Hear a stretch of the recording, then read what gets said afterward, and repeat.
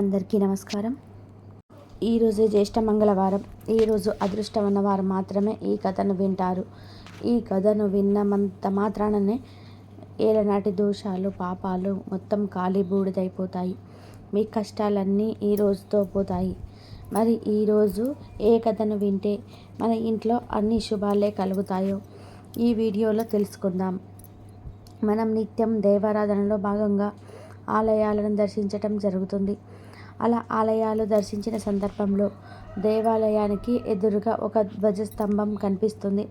అసలు ఈ ధ్వజస్తంభం ఎవరు, ఈ ధ్వజస్తంభం ఎందుకు, దాని వెనుక పురాణ గాథ ఏంటి అనే ఎంతో ముఖ్యమైన విషయాలను మనం ఈ వీడియోలో పూర్తిగా తెలుసుకుందాం.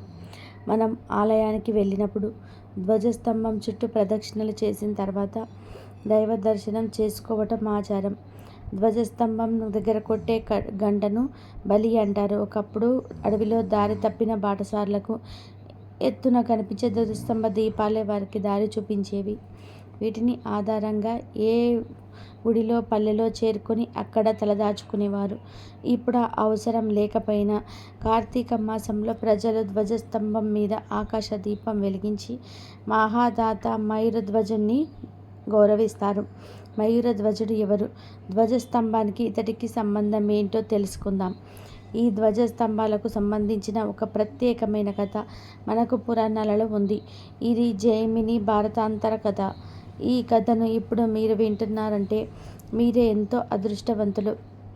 ఈ కథను విన్నంత మాత్రానని జన్మల పాపాలు మొత్తం పోయి మన ఇంట్లో సకల శుభాలు కలుగుతాయి. కోటి జన్మల మహాపుణ్యం వస్తుంది. భారత యుద్ధానంతరం సింహాసనాన్ని అధిష్ఠించిన ధర్మరాజు అధర్మానికి తావు లేకుండా రాజ్యపాలన చేస్తున్నాడు. ధర్మమూర్తిగా, ఎదురులేని దాతగా కీర్తి పతాకం అందుకోవాలనే కాంక్షతో ఎడతెరిపి లేకుండా దాన ధర్మాలు చేయడం మొదలుపెట్టాడు. అది గమనిస్తున్న శ్రీకృష్ణుడు అతనికి తగు గుణపాఠం నేర్పాలనుకున్నాడు. ఇక శ్రీకృష్ణుడు ధర్మరాజుతో ఇలా చెప్పాడు. ధర్మరాజా, అశ్వమేధ యాగం చేసి శత్రురాజులను జయించి దేవబ్రాహ్మణులు సంతుష్టులను చేసి రాజ్యాన్ని సుస్థిరం సుభిక్షం చేసుకోమని సలహా ఇచ్చాడు. ఇక ధర్మరాజు శ్రీకృష్ణుని మాటలు శిరస వహించి అశ్వమేధ యాగానికి సన్నాహాలు చేయించి యాగాశ్వాన్ని వదిలారు. ఇక యాగాశ్వానికి నకులు, సహదేవుడు సైన్యంతో కలిసి యాగ రక్షకులకు బయలుదేరారు. ఆ యాగాశ్వం చివరకు మణిపాల రాజ్యం చేరింది. ఆ రాజ్యాన్ని మయూరధ్వజుడు పరిపాలించేవాడు. ఆయన మహాపరాక్రమవంతుడు, గొప్ప దాతగా పేరుగాంచాడు. మయూరధ్వజుడి కుమారుడు తామ్రధ్వజుడు పాండవుల యాగాశ్వాన్ని పండించారు. ఇక తామ్రధ్వజునితో యుద్ధం చేసిన నకుల, సహదేవుడు, భీముడు, అర్జునుడు ఓడిపోయాడు. తమ్ముళ్ళు ఓడిపోయిన విషయం తెలిసిన ధర్మరాజు స్వయంగా బయలుదేరగా శ్రీకృష్ణుడు అతన్ని వాదించి మయూరధ్వజుని జయించేందుకు ఒక కపటోపాయాన్ని చెప్తాడు. దాని మేరకు శ్రీకృష్ణుడు ధర్మరాజులిద్దరూ యుద్ధ బ్రాహ్మణుల రూపంలో మణిపురం చేరారు.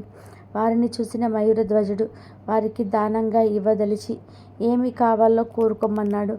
అందుకు శ్రీకృష్ణుడు ఇలా అంటాడు. తమ దర్శనార్థమై మేము వస్తున్న దారిలో ఒక సింహం అడ్డు వచ్చి ఇతని కుమారుని పట్టుకుంది. బాలుని విడిచిపెట్టవలసిందిగా ప్రార్థించగా అందుకు ఆ సింహం మానవ భాషలో ఇలా అంది. మీ కుమారుడు మీకు కావాలి అంటే మణిపుర రాజ్యాధిపతి మయూరధ్వజుని శరీరంలో సగభాగం నాకు ఆహారంగా ఇప్పించమని కోరింది. ప్రభువులు మా యందు దయతలిచి తమ శరీరంన సగభాగం దానమిచ్చి బాలుని కాపాడమని కోరుకుంటారు. వారి మాటలు విని అందుకు అంగీకరించిన మీదట శ్రీకృష్ణుడు తమ భార్యాపుత్రులని స్వయంగా కోసి ఇవ్వాలని నియమం కూడా విధించాడు. అందుకు తగిన ఏర్పాట్లు చేయించి భార్యాపుత్రులు అతని శరీరాన్ని సగంగా కోయడం చూసిన ధర్మరాజు అతని దానగుణానికి నివ్వెరపోయాడు. ఎంతలో మయూరధ్వజుడి ఎడమ కన్ను నుండి నీరు రావటం గమనించిన ధర్మరాజు ఇలా అంటాడు. తమరు కన్నీరు కారుస్తూ ఇచ్చిన దానం మాకు వద్దుగాక వద్దు అన్నాడు. దానికి మయూరధ్వజుడు ధర్మరాజుతో ఇలా అన్నాడు. మహాత్మా, తమరు పొరపాటు పడ్డారు. బాధపడిన నా శరీరాన్ని మీకు ఇవ్వటం లేదు. నా కుడి భాగం పరోపకారానికి ఉపయోగపడింది. ఆ భాగ్యం మాకు కలగలేదు కదా అని ఎడమ కన్ను బాధపడుతుంది అంటూ వివరిస్తాడు. మయూరధ్వజుని తామ్రశీలతకు శ్రీకృష్ణుడు తన నిజ రూపాన్ని చూపించి ఏదైనా ఒక వరం కోరుకోమన్నాడు. దానికి మయూరధ్వజుడు ఇలా అంటాడు: పరమాత్మ, నా శరీరం నశించిన నా ఆత్మ పరోపకారార్థమై ఉపయోగపడేలా నిత్యం మీ ముందు ఉండేటట్లు దీవించండి అని కోరుకోగా, అందుకు శ్రీకృష్ణుడు తదాస్తు అని పలికాడు. అంతటా శ్రీకృష్ణుడు మయూరధ్వజుడితో ఇలా అంటాడు: మయూరధ్వజ, నేటి నుండి ప్రతి దేవాలయం ముందును గుర్తుగా నీ పేరున ధ్వజస్తంభాలు వెలుస్తాయి. వాటిని ఆశ్రయించిన నీ ఆత్మ నిత్యం దైవ సాన్నిధ్యంలో ఉంటుంది. ముందు నిన్ను దర్శించి ప్రదక్షిణ నమస్కారాలు ఆచరించిన మిమ్మటే ప్రజలు తమ ఇష్ట దైవాలను దర్శించుకుంటారు. ప్రతినిత్యం నీ శరీరమున దీపం ఎవరుంచుతారో వారి జన్మల సఫలమవుతుంది. నీ నెత్తిన ఉంచిన దీపం రాత్రులందు బాటసారులందు దారి చూపే దీపం అవుతుంది అంటూ అనుగ్రహించాడు. ఆనాటి నుండి ఆలయాల ముందు ధ్వజస్తంభాలు విధిగా ప్రతిష్ఠించడం ఆచారమైంది. కాబట్టి ఈ ధ్వజస్తంభానికి సంబంధించిన ఈ పురాణ కథను వింటే మీ ఇంట్లో అన్ని శుభాలే కలుగుతాయి. ఆలయం అనే దేవాలయానికి గర్భాలయాన్ని ముఖంగాను, ధ్వజస్తంభాన్ని హృదయంగా పోలుస్తారు. ఆలయ ప్రాకారాలు చేతులు వంటివి. నిత్య హారతులు జరిగే దేవాలయాల్లో షోడశోపచార పూజా విధానము అంతా ధ్వజస్తంభం తప్పనిసరి. దీపారాధన, నైవేద్యాలు అంటే ఉపచారాలు ధ్వజస్తంభానికి కూడా చేయాలి. దేవాలయాల్లోనే నిర్మలమైన వాతావరణం, భగవద్ధ్యానం వంటి మానసిక ప్రశాంతతను కలిగిస్తాయి. ఆలయంలో మూల విరాట్ ఎంత ముఖ్యమో ధ్వజస్తంభం కూడా అంతే ముఖ్యం.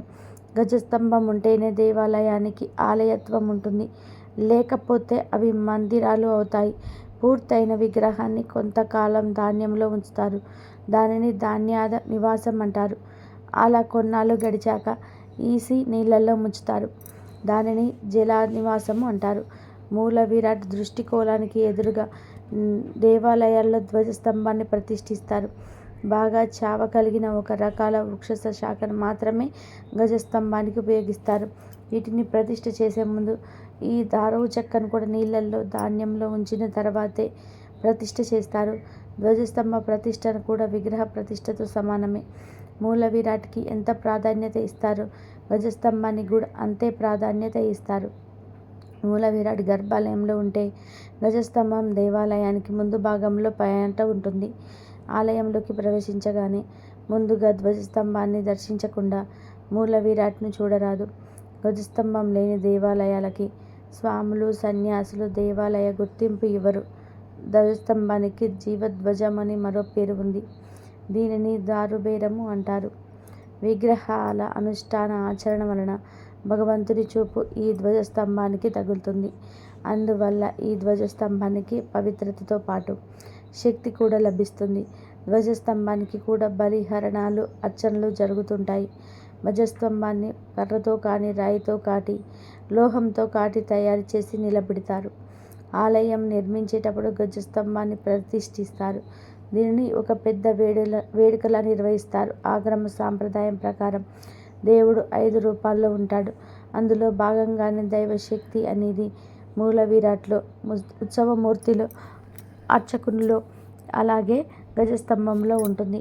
అంతేకాదు, భక్తులు ఆలయానికి చేరేసరికి ఆలయం ద్వారాలు మూసివేసిన లేదా ఆలయం మూసి ఉన్న రోజు వచ్చిన భక్తులు బాధపడకుండా ఉండేందుకు ధ్వజస్తంభాన్ని బయట ఏర్పాటు చేస్తారు. ధ్వజస్తంభంలో కూడా దేవుడు కొలువై ఉంటాడు కాబట్టి గుడి మూసి ఉన్న ధ్వజస్తంభాన్ని మొక్కుకోవచ్చు. ధ్వజస్తంభాన్ని ధరించడం వల్ల దేవుడు దర్శించుకున్న ఫలితం వస్తుందని మన పెద్దలు చెప్తుంటారు. దేవాలయంలోని ప్రదక్షిణలు చేసేటప్పుడు ధ్వజస్తంభంతో కలిసి ప్రదక్షిణలు చేయాలి. అందుకే దేవాలయానికి మొదటిగా ధ్వజస్తంభాన్ని దర్శించిన తర్వాతే దేవుడిని దర్శించాలి. చాలామంది మూల విరాట్ దగ్గర దీపం పెట్టలేదే అని బాధపడుతూ ఉంటారు. అలాంటి వారు ఎవరైనా సరే ధ్వజస్తంభం దగ్గర దీపం పెట్టడం వలన కూడా మూల విరాట్ దగ్గర దీపం పెట్టిన ఫలితం కలుగుతుంది. మూల విరాట్ ఆశీర్వాదం కలుగుతుంది. దేవాలయంలోకి ప్రవేశించగానే ముందుగా ధ్వజస్తంభానికి సాష్టాంగ ప్రణామం చేస్తే చాలా మంచిది. ఎందుకంటే ఇది కూడా స్వామి రూపమే. లోపల ఉండే మూల విరాట్కి ఉత్సవమూర్తి ఎలాగో ఇది కూడా అలాంటిదే. దారువు రూపంగా దీన్ని భావించాలి. మూల విరాట్కి ఇచ్చే మర్యాద, గౌరవం, మన్నన ధ్వజస్తంభానికి కూడా ఇవ్వాలి. నమస్కార ప్రదక్షిణాలు పూర్తి చేసిన తర్వాతే భగవద్ దర్శన కోసం లోపలికి ప్రవేశించాలి. కాబట్టి ఎవరైతే ధ్వజస్తంభం గురించి మరియు దాని వెనుక ఉన్న మయూర ధ్వజన కథను విన్నా, చెప్పినా, చదివినా వారి ఇంట్లో సకల శుభాలు కలుగుతాయి, అష్టైశ్వర్యాలు కలుగుతాయి. జీవించినంత కాలం డబ్బుకు లోటు లేకుండా సుఖ సంతోషాలతో జీవిస్తారు. అన్ని శుభాలే కలుగుతాయి. ఈరోజే జ్యేష్ఠ మంగళవారం. ఈరోజు ఎవరైతే కరుల గౌరీ దేవి నోము కథను వింటారో వారి ఇంట్లో నిత్యం డబ్బుకు లోటు ఉండదు. తెలిసి తెలియక చేసిన పాపాలన్నీ పోయి కోటి జన్మల మహాపుణ్యం వస్తుంది. ఇంట్లో ధాన్యానికి లోటు ఉండదు. మీ ఇంట్లో ఉన్న దరిద్రం మొత్తం ఈ రోజుతో పోతుంది. అన్ని రకాల దోషాలు పోతాయి. మరి ఈరోజు తప్పక వినవలసిన కరుల గౌరీ నోము కథను ఇప్పుడు విందాం. పూర్వం అవంతి పట్టణంలో ఒక బ్రాహ్మణ కుటుంబం నివసిస్తూ ఉండేది. వారు ఎంతో భాగ్యవంతులు. ఎంతో ఆస్తిపాస్తులున్నాయి. ఆ బ్రాహ్మణుడికి 5 కొడుకులున్నారు. ఆ 5 కొడుకులకు పెళ్లి జరిగి భార్యలతో ఉన్నారు. వారిలో 5వ కోడలు కరుల గౌరీ నోము పట్టింది. ఆమె రోజు సూర్యున్ని ఆరాధిస్తూ ఉండేది. ఆమె నిత్యంకి ఈ నోము పట్టి సూర్యున్ని ఆరాధిస్తూ అత్త సొమ్ము అక్కర్లేదు, మామ సొమ్ము అక్కర్లేదు, పుత్రుడి సొమ్ము వద్దు, పురుషుడి సొమ్ము అసలే వద్దు, నా సొమ్ము నాకివ్వు అని అనేది.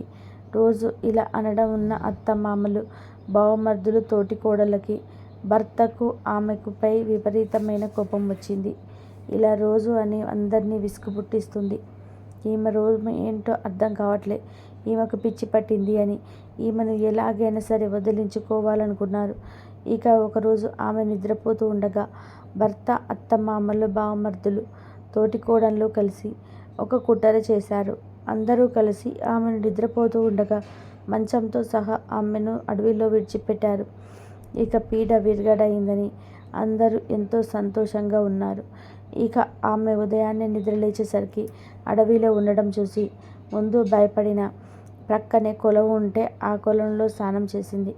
ఆమె పరిస్థితి చూసి సూర్యుడికి దయ కలిగింది.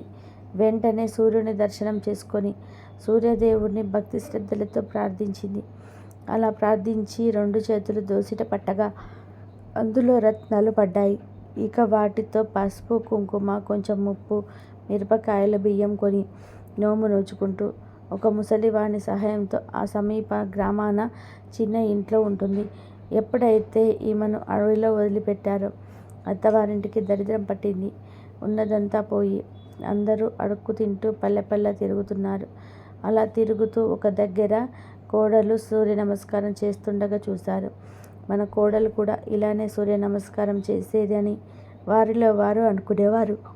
సూర్యుడి కర్ణ వల్ల మేడలు, మిద్దెలు, ఇల్లు, వాకిళ్ళు, తోటలు, దొడ్లు విపరీతంగా కొన్నవి. నిత్య అన్నదానం చేసేది. ఇలా ఉండగా ఒకరోజు ఊరు తిరిగి అడుక్కునే అత్తమామలు మరొకరు తోడకలు, కోడలు వచ్చి అన్నం పెట్టమని అడిగారు. మురికిగా ఉన్న వాళ్ళ వైపు చూసి ఇలా అన్నది, నా అత్తమామలు మీలాగే ఉండేవారు అని వారిని చూసి అన్నది. ఇంతలో భర్త వచ్చాడు.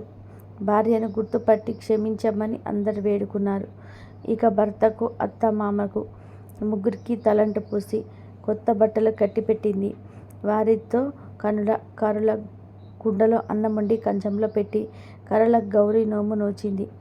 ఇలా 5 సంవత్సరాలు చేసింది. అందరికీ ఈ వ్రతం చెప్పింది. ఆ రోజు నుండి ఈ నోము అందరు నోస్తూ సౌభాగ్యాన్ని, సంపదలను అందరూ పొందారు. ఈ కథను ఈరోజు ఎవరైతే విన్నారో వారికి దీర్ఘ సుమంగళి యోగం కలుగుతుంది. వ్రతం చేసిన ఫలితం దక్కుతుంది. ఇక మీ ఇంట్లో అన్ని శుభాలే కలుగుతాయి. అదృష్టం ఉన్నవారు మాత్రమే ఈరోజు గ్రహణ గౌరీ నోము కథను వింటారు. ఈరోజు ఈ కథను వింటే తెలిసి తెలియక చేసిన మహాపాపాలైన పోయి తిరుగులేని ఐశ్వర్యం కలుగుతుంది. ఈరోజు ఎవరైతే గ్రహణ గౌరీ నోము కథను వింటారో వారికి జీవితంలో దరిద్రం దరిచేరదు.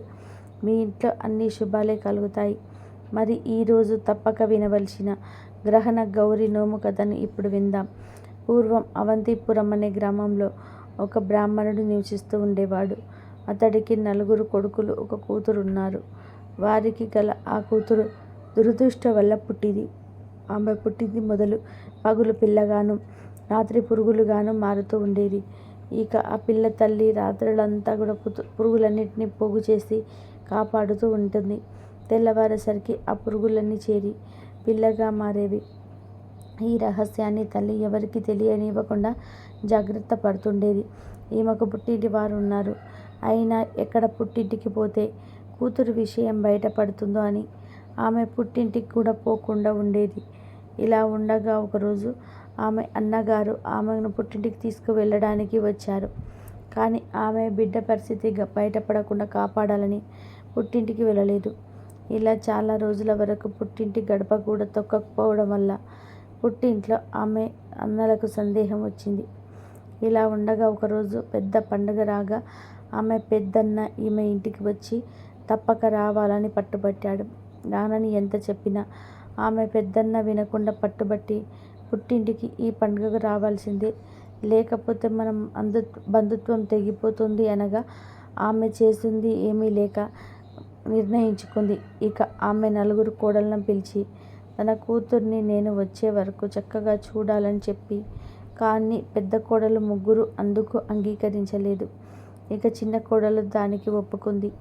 అప్పుడు ఆమె చిన్న కోడలితో తన కూతురు రహస్యాన్ని చెప్పి రాత్రివేళ ఆ పిల్లకు గుంట దగ్గర పక్క వేసి ఒక్క పురుగైనా చేరకుండా వాటిలోనికి ప్రోగు చేసి కాపాడాలని బహురహస్యంగా చెప్పి పుట్టింటికి వెళ్ళింది. ఇక చిన్న కోడలు తన వాగ్దానం ప్రకారం ఆ బిడ్డను కంటికి రెప్పవలె కాపాడుతూ రాత్రులందు భర్త దగ్గరికైనా వెళ్లకుండా ఉండేది. అలా 4 రోజులు గడిచేది. ఆ సంగతి తెలియక ఆమెను భర్త అనుమానించాడు. ఇక 5వ రోజు అటక మీద కూర్చొని భార్య ఏం చేస్తుందో గమనిస్తూ ఉన్నాడు. ఇక చిక్కటి పడిన వెంటనే అతను పిల్ల పురుగులుగా మారటం, వాటన్నిటిని తన భార్య గుంటలోకి పోగు చేయటం, రాత్రంతా నిద్ర లేకుండా ఆ పురుగులను కాపలా కాయడం చూసి అతను భార్య దగ్గరికి పోయి ఇలా అంటాడు. ఏంటి విచిత్రం, నాకు చెల్లి ఇలా పురుగులుగా ఎందుకు మారుతుంది అని అంటారు. దానికి ఆమె ఇలా అంటుంది, నాకు తెలియదండి, ఈమె ఇలా ఎందుకు మారుతుందో నాకు తెలియదు. అత్తగారికి ఆజ్ఞ ప్రకారం నేను ఇలా అత్త వచ్చే వరకు చేయాలని చెప్తుంది అంటుంది. ఇక అది విని అతను ఎంతో బాధపడి ఆ రహస్యాన్ని ఎలాగైనా తెలుసుకోవాలని పట్టుదలతో అతను అరణ్యానికి పోయి తపస్సు చేయడం మొదలుపెట్టాడు. అంతలో ఆ త్రోవలో పోతున్న పార్వతీ పరమేశ్వర్లు అతన్ని పిలిచి నీ తపస్సుకు కారణం ఏంటి అని అడుగుతారు. ఇక పార్వతీ పరమేశ్వర్లకు అతను నమస్కరించి తన చెల్లి రాత్రి పురుగులుగా మారటం జరిగిందంతా కూడా వివరిస్తాడు. అప్పుడు పార్వతీదేవి అతనితో ఇలా అంటుంది, ఓ చిన్నవాడా, నీ చెల్లెలు పూర్వజన్మయందు రతస్వలై ఆ దోషాన్ని ఇంట్లో కలిపెను.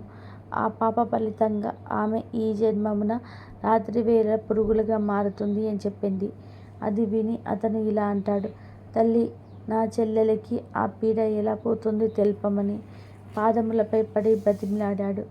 ఇక పార్వతీమాత దయతలిచి ఈ విధంగా చెప్తుంది, నాయన, నువ్వు బాధపడకు, నీ చెల్లెలితో గ్రహణ గౌరీ నోము చేయించు, అప్పుడు ఆమెకు ఆ పీడ తొలగిపోతుంది అని చెప్పి అదృశ్యమయ్యాడు. ఇక చిన్నన్న ఎంతో సంతోషంతో ఇంటికి వచ్చి చెల్లెలతో ఆ నోము చేయించగా ఆమె ఆ దోషం మొత్తం పోయి రాత్రి కూడా పురుగుగా మారకుండా బాలికగా ఉంటూ ఉంది. అంతలో ఆమె తల్లి పుట్టింటి దగ్గర నుండి వచ్చి చిన్న కోడల దగ్గర నుండి కూతురు తీసుకొని పోయింది. ఇక రాత్రి అయింది. ఆ రాత్రి బిడ్డ పురుగులుగా మారకుండా ఉండేందుకు చూసి తల్లి ఆశ్చర్యపోయింది. ఇక చిన్న కోడలికి ఈ విషయం చెప్పగా ఇక చిన్న కోడలు జరిగిందంతా కూడా చెప్తుంది. అంతటా చిన్న కోడలు విశ్వాసానికి, చిన్న కొడుకు పట్టుదలకి, పార్వతీదేవి దయకు సంతోషించి అందరూ సుఖంగా జీవించారు. ఈ గ్రహణ గౌరీ నోమును సూర్యగ్రహణం పట్టిన రోజున పసుపు, కుంకుమ, బియ్యము, పిండి, పత్తి, బెల్లం, ఆకు, పోక పందిర్లో పెట్టి గ్రహణం విడిచినంతనే వాటిని ఇంట్లో పెట్టాలి. ఆ తర్వాత ఆ రోజు నుండి 9 రోజుల వరకు గౌరీదేవిని పూజించాలి. 9 రోజులు 9 పద్మములు వేసి 9 ఒత్తులతో జ్యోతులు వెలిగించి 9 అట్లు నైవేద్యంగా పెట్టాలి. ఆఖరి రోజున ఆకులు, పోకలు, అట్లు కొత్త జల్లెల్లో పెట్టి పాత జల్లెడ మూత వేసి ముత్తైదులకు వాయనం ఇయ్యాలి. దీంతో గ్రహణ గౌరీ నోము ముగుస్తుంది. ఎంతో పవిత్రమైన ఈరోజు సర్వ దుఃఖాలను పొడగొట్టి కందాబచ్చలి వ్రత కథను ఈరోజు ఎవరైతే వింటారో వారికి ఆ శివపార్వతుల అనుగ్రహం కలిగి తిరుగులేని రాజయోగం కలుగుతుంది. ఈ కథను వినడం వల్ల మనం అదృష్టంగా భావించాలి. ఈరోజు ఈ కథను విన్నవారికి జీవితంలో దుఃఖాలు అనేటివి దరిచేరవు. వారికి సకల శుభాలు కలుగుతాయి. మరి ఈరోజు తప్పక వినవలసిన కందాబచ్చలి వ్రత కథను ఇప్పుడు విందాం. పూర్వం పూడినము అనే పట్టణం సింధు దేశంలో ఉంది. ఆ పట్టణంలో కౌండిన్య నామంతో ఒక బ్రాహ్మణుడు ఉండేవాడు. అతని భార్య పేరు గుణశీల. ఆమె వివాహం జరిగిన దగ్గర నుండి ఎప్పుడు చూసినా ఏడుస్తూనే ఉండేది. ఆ బ్రాహ్మణ జంటకు కొడుకులు, కూతుర్లు, కోడళ్ళు ఉన్నారు. ఆ గుణశీలకు అన్ని భాగ్యాలు, భోగభాగ్యాలు ఉన్నాయి.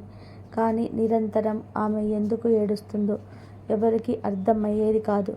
బయట ఈమె ఏడుపు విని ఏమిటి ఇలా ఏడుస్తుంది, ఆ అరుపు వింటుంటే దరిద్రానికి సంకేతంగా ఉంది అని తిట్టుకునేవారు. ఈమె ఏడవడానికి ఏదో ఒక వంక చూసుకునేది. పిల్లి చచ్చినా, ఇంట్లో బల్లి చచ్చినా, వీధిలో కుక్క చచ్చినా దాన్ని ఒడిలో పెట్టుకొని ఏడుస్తూ ఉండేది. కానీ విధి మాత్రం ఆమెకు అనుకూలంగా లేదు. అలా ఒకరోజు ఇంట్లో పిల్లి చనిపోతే దాన్ని ఒడిలో పెట్టుకొని ఏడుస్తూ కూర్చుంది. ఆమె ఎప్పుడైతే దాన్ని ఒడిలో పెట్టుకొని ఏడ్చిందో వెంటనే ఆ పిల్లి చచ్చింది కాస్త బతికి లేచి వెళ్ళిపోయింది. ఏంది ఈ వింత అని ఏడుపు మానింది. మరలా తెల్లవారి ఇంట్లో ఒక బల్లి చనిపోయింది. దాన్ని కూడా ఒడిలో పెట్టుకొని ఏడుస్తూ ఉంది. అక్కడ కూడా ఆశ్చర్యం జరిగింది. ఆమె ఒడిలో పెట్టుకొని ఏడవడం మొదలు పెట్టగానే ఆ బల్లికి తిరిగి ప్రాణం వచ్చి అలా వెళ్ళిపోయింది. ఆమె జరిగింది చూసి ఏడవడానికి కారణం లేకుండా పోయిందే అని ఇంకా ఏడవడం మొదలుపెట్టింది. ఇలా ఉండగా ఒకరోజు వీధిలో కుక్క చనిపోయింది. దాని దగ్గరికి పోయి ఒడిలో పెట్టుకొని ఏడ్చింది. ఒక దెబ్బకు ఆ కుక్క బ్రతికి పరుగు పెట్టింది. అది చూసి ఇదేమిది దేవుడా, నాకు మనస్ఫూర్తిగా ఏడ్చే స్వతంత్రం కూడా లేకుండా చేస్తున్నావు అని బోరున ఏడవడం మొదలుపెట్టింది. అదంతా చూసిన జనానికి ఇదేదో వింతగా అనిపించింది. అలా వారు ఆమె వైపు విచిత్రంగా చూడసాగారు. ఇలా ఏడవడానికి కుదరటం లేదు అని ఒక ఉపాయం చేసింది. బయట తేళ్లను తీసుకొచ్చి ఇంట్లో చింతపండు గుడ్డల్లో, ఉప్పు పాత్రల్లో తేళ్లను, జర్లను ఉంచింది. కూతుర్లు, కోడళ్ళకి ఆ వంట నిమిత్తం చేతులు ఆ బుట్టలో పెడితే వారితో పాటు కూర్చొని ఏడవవచ్చు అని ఆమె ఆలోచన. కానీ విధి మాత్రం ఆమెకు వ్యతిరేకంగా ఉంది. కోడళ్ళు, కూతుర్లు వాటిలో తమ చేతులు పెట్టగా ఆ తేళ్లు, జర్లు వస్తువులుగా అయిపోయాయి. అంతేకాదు తన కొడుకుల బట్టలో పాములుంచేది. అలా పాములు కరిచి కొడుకులు చచ్చిపోతే ఏడవవచ్చు అని అలా చేసేది. కానీ అలా పాములు వాళ్ళ బట్టలు వేయగానే ఆ పాములు బంగారు మొలతాళ్ళలాగా అయిపోయాయి. ఇక కొడుకులు, అమ్మ బట్టల్లో ఈ బంగారు మొలతాళ్ళు ఎందుకు ఉంచావమ్మా అని అడగగా దానికి కొడుకు ఇలా అంటుంది, నాయనా వాటిని తీసి జాగ్రత్తగా దాచుకోండి అనేది. అలా ఆమె ఏమి చేసినా ఏడవడం అవకాశం దొరకటం లేదు. అందువల్ల ఆమె అరణ్యానికి పోయి అక్కడ కూర్చొని ఏడవడం మొదలుపెట్టింది.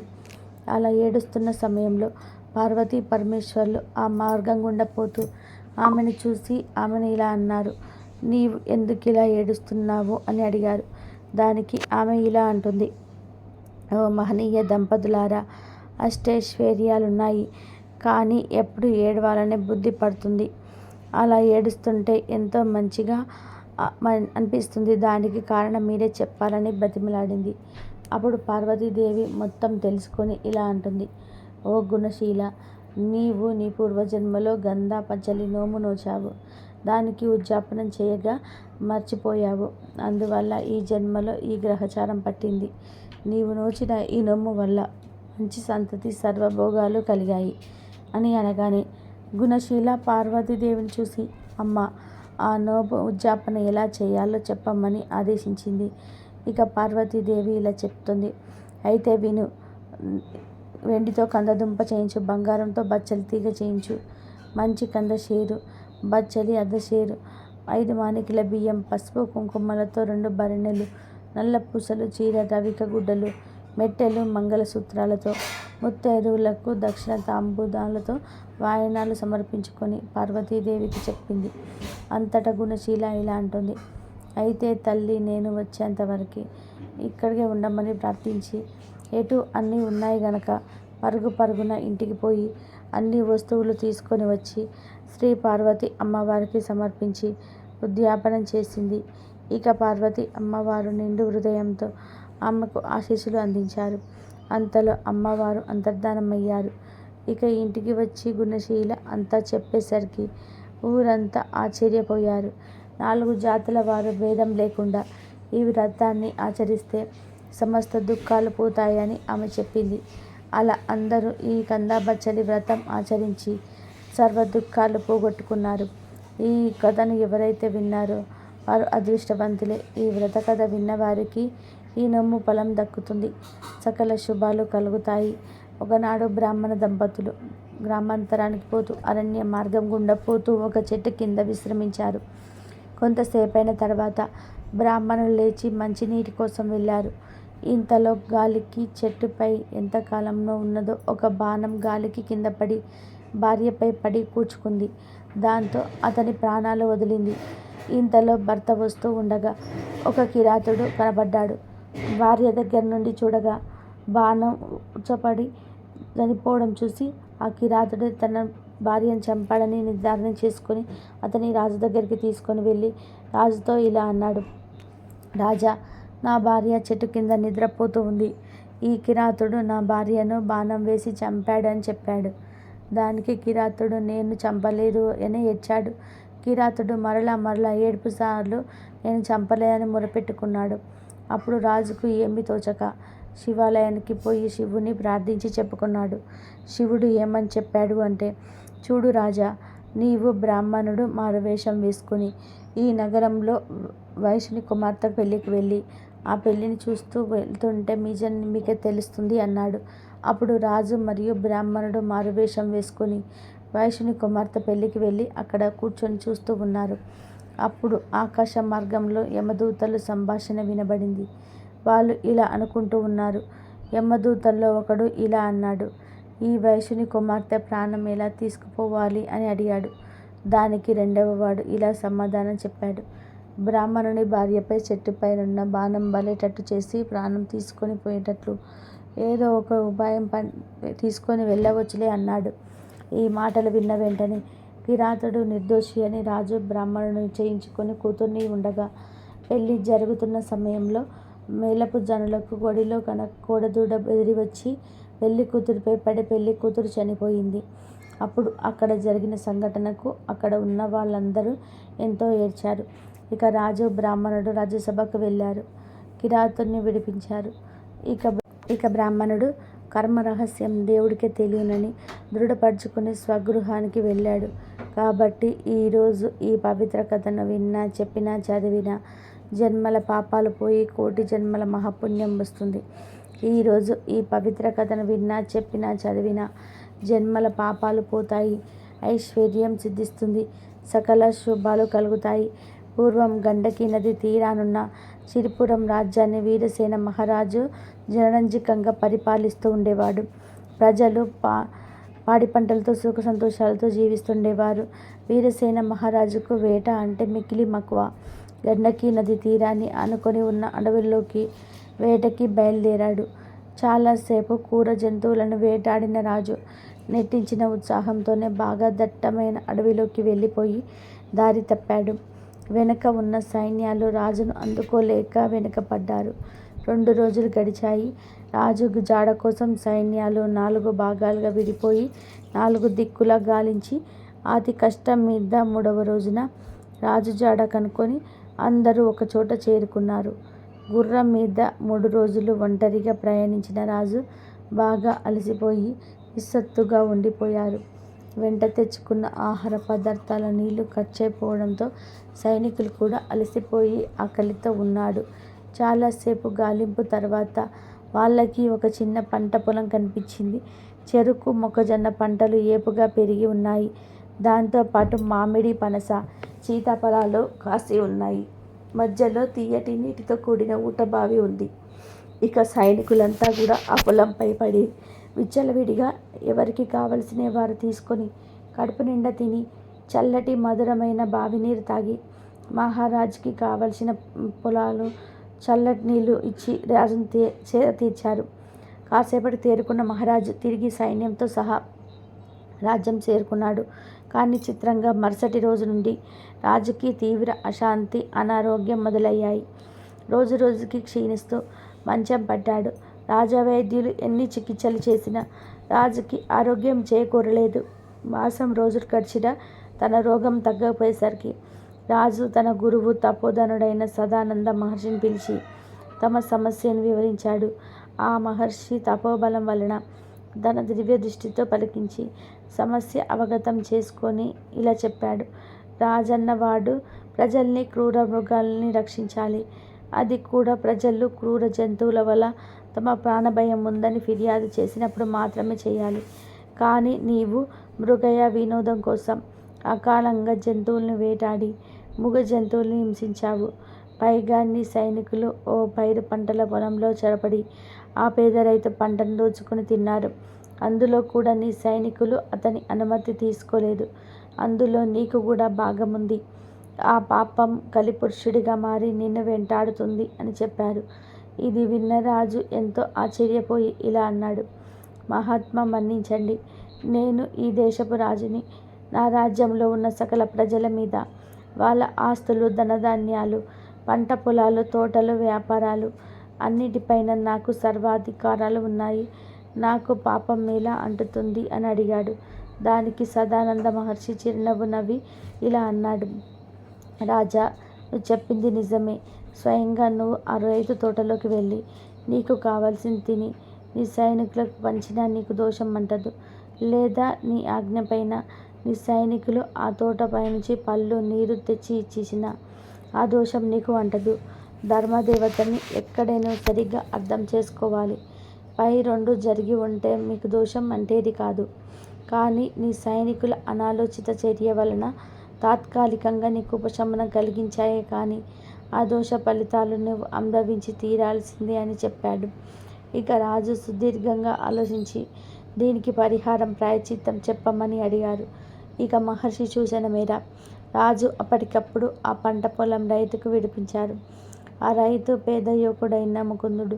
చక్కనైన రూపం, కాయ కష్టం చేసుకుని తనకున్న చిన్న పొలంలో రకరకాల ఫలాలు పండిస్తూ వృద్ధులైన తల్లిదండ్రులను పోషించుకుంటున్నాడు. రాజు యొక్క సైన్యం తన పంటని మొత్తం కాచేయటంతో గత నెల రోజులుగా తల్లిదండ్రులకు సరైన తిండి కూడా పెట్టలేక చాలా దైన్య స్థితిలో ఉన్నాడు. ఇక రాజు అతని క్షమాపణ చెప్పి తన తప్పుకి పరిహారంగా 1000 బంగారు నాణాలు బహుకరించాడు. ఇక ఆ పేద రైతు మహదానందపడి ఇలా అన్నాడు. రాజా, ఈ బహుమానంతో జీవితాంతం మా తల్లిదండ్రుల్ని అసలు ఏ లోటు లేకుండా ప్రేమగా పోషించుకుంటాను అని రాజుకి కృతజ్ఞతలు చెప్పి వెళ్ళిపోయాడు. అలా ఆ రాజు వెళ్ళిపోయిన తర్వాత రాజు మహర్షి వైపు తిరిగి, మహాత్మా, ఇక నా పాపం పోయినట్లేనా అని అడిగాడు. దానికి ఆ మహర్షి ఇలా అన్నాడు. రాజా, మా రాజైన వాడు ఎప్పటికప్పుడు ధర్మశాస్త్రాలు, నీతి శాస్త్రాలు క్షుణ్ణంగా అధ్యయనం చేయాలి. లేదా ఎవరి దగ్గర నుంచి అయినా సరే తెలుసుకుంటూ ఉండాలి. ప్రస్తుతానికి నీ పాపం కొంతైనా ఉపశమించినట్లే. కానీ నీ వల్ల ఆ పేద రైతు కుటుంబం మొత్తం నెల రోజుల పాటు అకాలంగా బాధ అనుభవించాల్సి వచ్చింది. ఆ పాపం ఇంకా నీకు మిగిలే ఉంది అన్నాడు. అదంతా విని నీటికి పూర్తిగా పరిహారం చెప్పాల్సిందిగా ఆర్తిగా వేడుకున్నాడు మహారాజు. ఇక సదాచారవర్తులైన పండితుని బ్రాహ్మణోత్తములని సభకి మహర్షి సూచన మేరకు ఆహ్వానించాడు రాజు. కొన్ని వందల మంది తరలి వచ్చారు. రాజు వాళ్ళకి జరిగిందంతా కూడా వివరించి నెల రోజుల పాటు పేద రైతు కుటుంబాన్ని ఆకలి బాధకు గురి చేసిన పాపం పోగొట్టుకోవడానికి గాను 10,000 బంగారు నాణాలను దానంగా ఇవ్వడానికి సిద్ధపడ్డాడు. ఎవరు ఆ దానాన్ని స్వీకరించడానికి ముందుకు రాలేదు. ఎందుకంటే వాళ్ళు పండితోత్తములు. ఆ పాప ఫలం ఆ దానం స్వీకరించడం వల్లనే వాళ్ళకు చుట్టుకుంటుందని వాళ్ళకు తెలుసు. ఇక రాజు నిరాశగా వాళ్ళ వైపు చూస్తుండగా విశ్వవేదుడనే బ్రాహ్మణోత్తముడు లేచి తాను ఆ దానం స్వీకరించడానికి సిద్ధంగా ఉన్నట్లు తెలియజేశాడు. ఇక రాజు ఆనందంగా 10,000 బంగారు నాణాలని బహుమానంగా ఇవ్వగానే విశ్వవేదుడు తాను తెచ్చిన 2 బంగారు నాణాల్ని వాటితో కలిపి అక్కడ చేరిన పండితులకు, బ్రాహ్మణులకు ఉచితంగా పంచివేశాడు. దానివల్ల ఆ పాప ఫలం అతడికి అంటలేదు. ఇక రాజు విశ్వవేదుణ్ణి విస్మయంగా చూసి ఇలా అన్నాడు.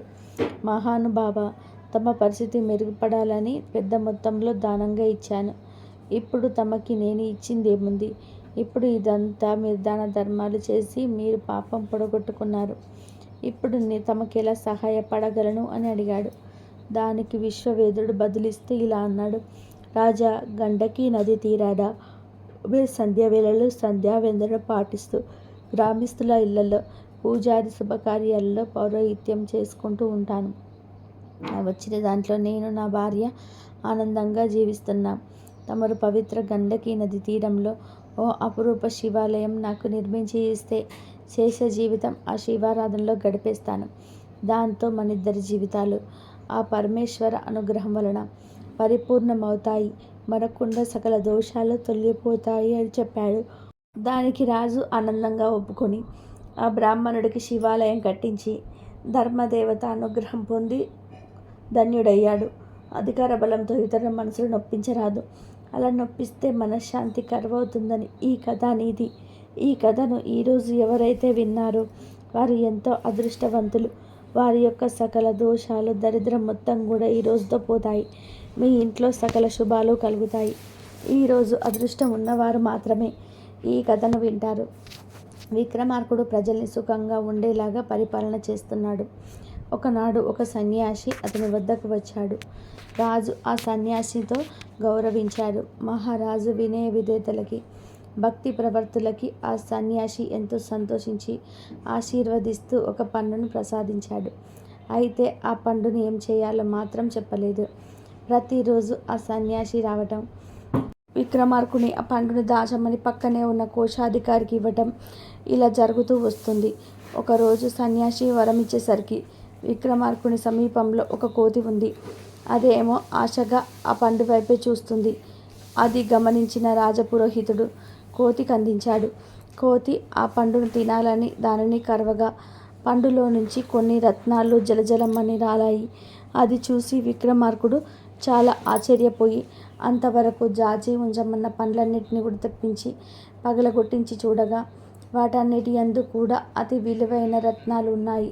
అప్పుడు రాజు ఆ సన్యాసి వైపు తిరిగి చేతులు జోడించి ఇలా అన్నాడు. మహాత్మా, మీరిలాంటి ఫలాలను నాకెన్నో దినముల నుండి ఇస్తున్నారు.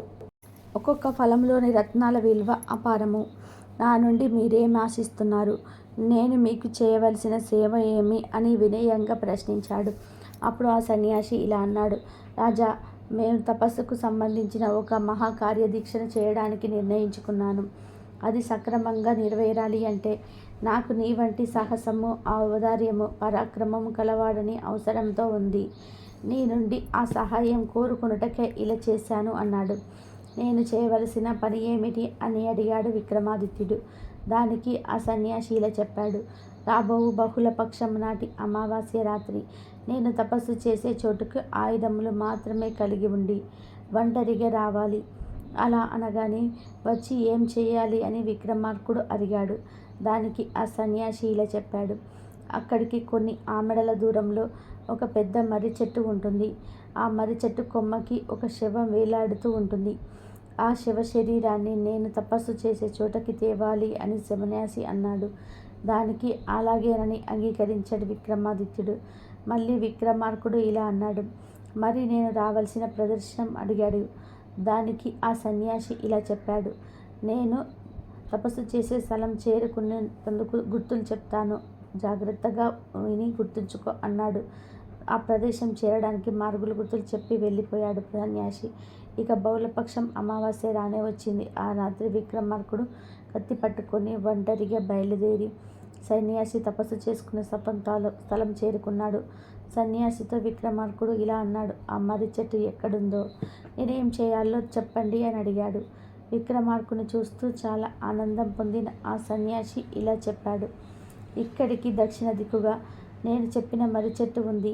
దానికి వేలాడే శవాన్ని నువ్వు ఇక్కడికి తేవాలి. శవాన్ని మోసుకు వస్తున్నప్పుడు ఆ శవం నిన్ను పలకరిస్తుంది, మాటలాడించబోతుంది అని అనగానే శవం మాట్లాడమా అని ఆశ్చర్యపోయాడు విక్రమార్కుడు. ఇక సన్యాసి ఇలా చెప్తున్నాడు. అది మామూలు శవం కాదు. ఆ చెట్టు మీద బేతాళుడు ఉంటాడు. నువ్వు శవాన్ని భుజాన ఎక్కించుకోగానే ఆ బేతాళుడు ఆ శవాన్ని ఆవహిస్తాడు. ఆ బేతాళుడు నిన్ను ఏవో ప్రశ్నలు వేస్తాడు. వారు పలకరించిన నువ్వు బదులు చెప్పకు. నువ్వు మాట్లాడావు, నోరు విప్పావు. శవంలోనే బేతాళుడు వెనక్కి తిక్కి వెళ్ళిపోతాడు. ఆ బేతాళుడే నా తపస్సు ఆటంకం కలిగిస్తున్నాడు. వారిని నెత్తిమీద పెట్టుకొని నిశ్శబ్దంగా, మౌనంగా ఇక్కడికి తెచ్చావు. ఇక నా కార్యానికి విఘ్నాలు కలిగించే వారెవరు ఉండరని అంటాడు. దానికి సరేనని మర్రి చెట్టు వైపు బయలుదేరాడు విక్రమాదిత్యుడు. చీకటి చెరలు విరబోసుకున్న దయ్యాల్లాగా చెట్లు గాలికి ఊపుతూ, గుండెలు జర్జరింపచేసేలాగా ఏవేవో పక్షుల కూతలు, జంతువుల అరుపులు విక్రమార్కుడికి వినిపిస్తున్నాయి. వీటిని విరవకుండా మర్రి చెట్టును చేరుకున్నాడు అతడు. అక్కడి వాతావరణం మరియు భయంకరంగా ఉంది. నేల మీద మానవ కపాలాలు, స్వేచ్ఛగా తిరుగాడుతున్న భయంకర సర్పాలు, ఎక్కడి నుండో నక్క ఈలలు, తోడేళ్ల అరుపులు, గుడ్లగూబల నవ్వులు. వేడికి లెక్క చేయకుండా కత్తితో మర్రి చెట్టు వైపు చూశాడు రాజు. మహా వికృతంగా ఉంది మర్రి చెట్టు. దాని కొమ్మకి శవం వేలాడుతుంది. ఇక అతను చెట్టెక్కాడు. శవానికి కట్టిన తాళ్లను కత్తితో ఛేదించాడు. అంతే, ఆ తాళ్ళు తెగిపోయాయి. శవం మాట్లాడడం మొదలుపెట్టింది. దాన్ని పట్టుకోబోతే అది ఎలా స్థానానికి చేరిపోతుంది? ఓహో, ఈ శవశరీరంలో బేతాళుడు ఉన్నాడన్నమాట అనుకోని విక్రమార్కుడు శవాన్ని కున్న తాళాన్ని కోరుతుంటూ దానిని గట్టిగా పట్టుకొని నెత్తి మీద పెట్టుకొని బంధించి చెట్టు దిగి మౌనంగా నడవసాగాడు. అప్పుడు బేతాళుడు రాజా అని పిలిచాడు. విక్రమార్కుడు పలకలేదు. మౌనంగా ఉండిపోయాడు. అయినా వదల్లేదు బేతాళుడు. బేతాళుడు ఇలా అన్నాడు. విక్రమార్క మహీపాల, నేను నీ అలసట తెలియకుండా ఈ నిశీధిలో నడిచి నడిచి విసుగు రాకుండా ఒక కథ చెప్తాను. సరేనా, వింటావా అన్నాడు. అతను అవునని కానీ కాదని కానీ ఏమీ అనకుండా నిశ్శబ్దంగా ఉండిపోయాడు విక్రమార్కుడు. ఇక విక్రమార్కుడు శవాన్ని మోసుకుంటూ నడవసాగాడు. మళ్ళీ బేతాళుడు ఇలా అన్నాడు. కథ చెప్పాక నేను కూడా నిన్నొక ప్రశ్న వేస్తాను. ఆ ప్రశ్నకి నీవు సమాధానం తెలిసినా కూడా చెప్పకపోయావో తక్షణమే నీ 1000 ముక్కలవుతుంది. కనుక జాగ్రత్తగా విను. కథ మొదలు పెడుతున్నాను. బేతాళుడు హెచ్చరిస్తున్నట్లే అని మొదటి కథ చెప్పడం మొదలుపెట్టాడు. ఇక విక్రమార్కుడు నోరు విప్పకుండానే నడుస్తూ కథ వినసాగాడు. రాజా, శోభావతి అనే పురం ఉండేది. దానిని యశకేతుడు అనే రాజు పరిపాలించేవాడు.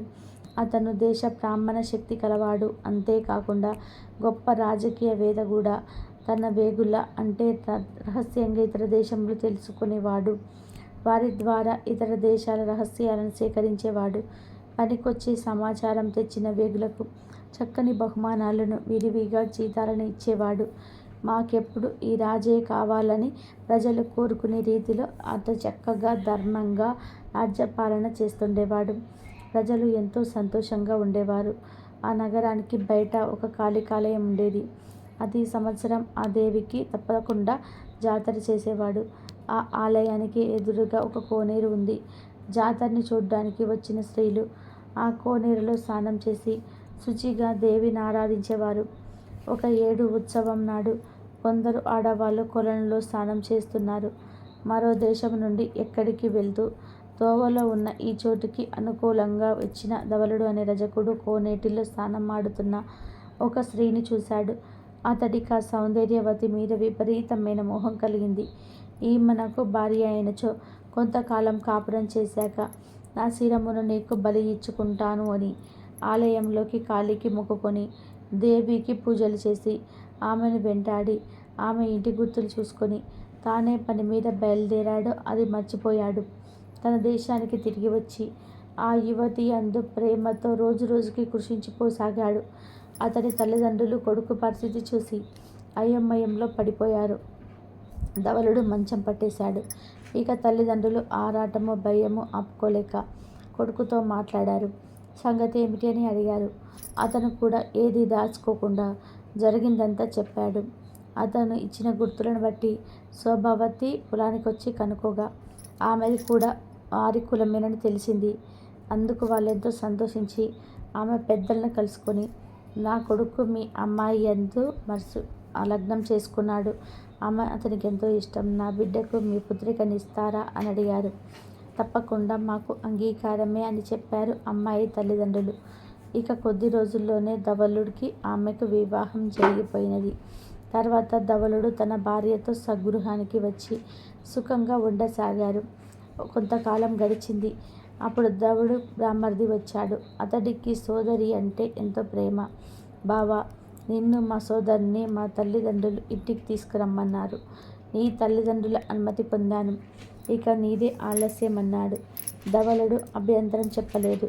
భార్యను తీసుకొని బావమర్దితో తన అత్తవారింటికి వెళ్ళాడు.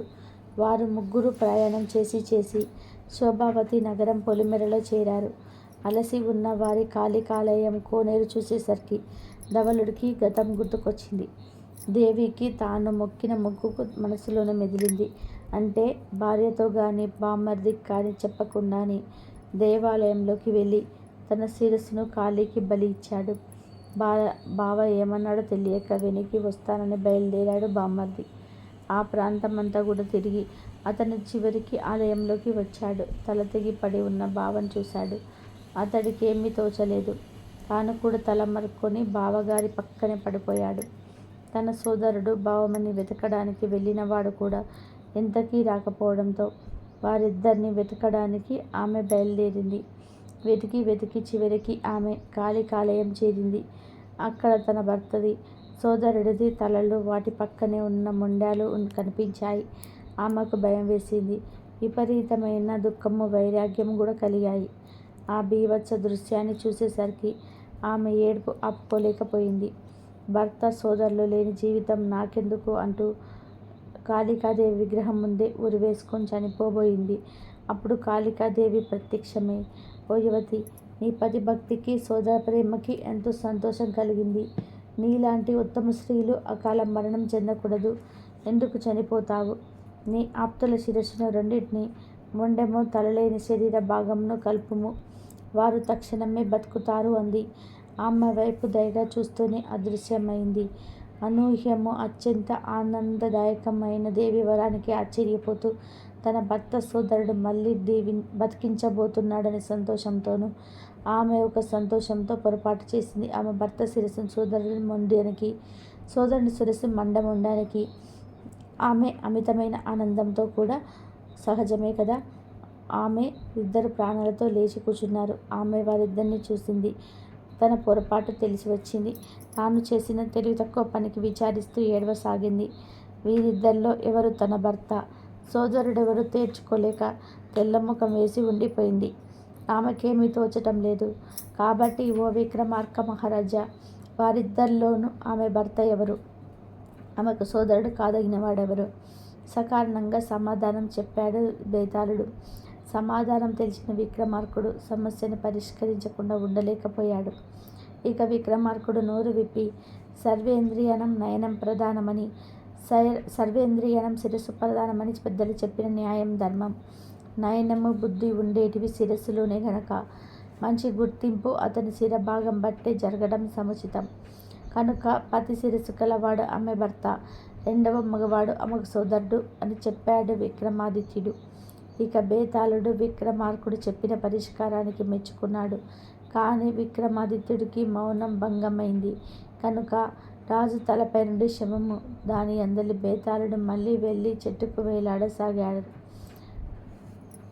ఇంతవరకు చూసినందుకు ధన్యవాదాలు.